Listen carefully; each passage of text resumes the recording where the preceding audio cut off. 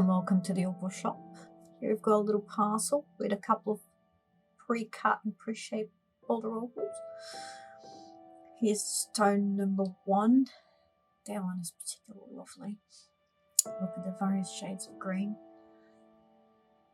and the nice tones you can see from it when I turn. The lovely shades of blue, violet.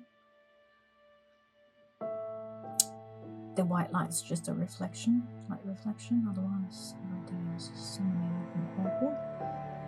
You can see the sides. What a lovely cut right here. And there's the back.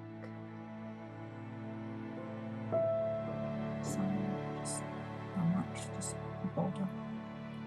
The opal's pretty much stuck to the front of it. You can recut and reshape to any purpose you like. Definitely a lot of opal to play with here. And this is the stone number 2, which is a bit thinner. Still lovely. You can see slightly pink shades and right coming through.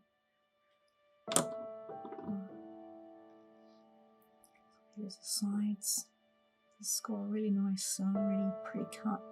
It can definitely be worked on a bit more.